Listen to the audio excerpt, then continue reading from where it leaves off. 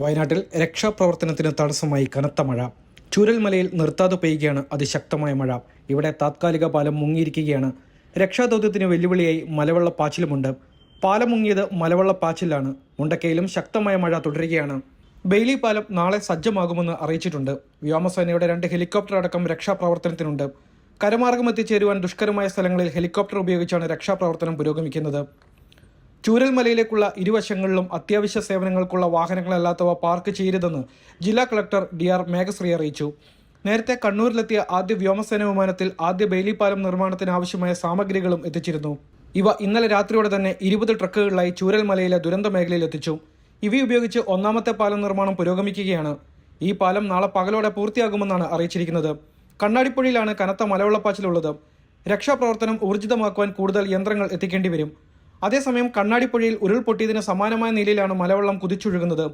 അപായ സാധ്യത മുന്നിൽ കണ്ട് രക്ഷാപ്രവർത്തനവും താത്കാലികമായി നിർത്തിയിട്ടുണ്ട്. സ്ഥലത്ത് സൈന്യത്തിന്റെ താത്കാലിക പാലത്തിന്റെ നിർമ്മാണവും ഇതേ തുടർന്നാണ് മുടങ്ങിയത്.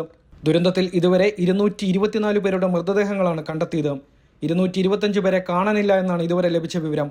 മുണ്ടക്കൈ പൂർണ്ണമായും തകർന്നുവെന്നാണ് മുഖ്യമന്ത്രിയുടെ അവലോകന യോഗത്തിലെ വിലയിരുത്തൽ. നേരത്തെ ചൂരൽമലയിലേക്കുള്ള റോഡിൽ ഗതാഗത തടസ്സമുണ്ടായിരുന്നു. ഉദ്യോഗസ്ഥരുടെ അടക്കം വാഹനങ്ങൾ റോഡിൽ നിർത്തിയിട്ടിരുന്നതാണ് ഗതാഗത തടസ്സത്തിന് കാരണമായത്.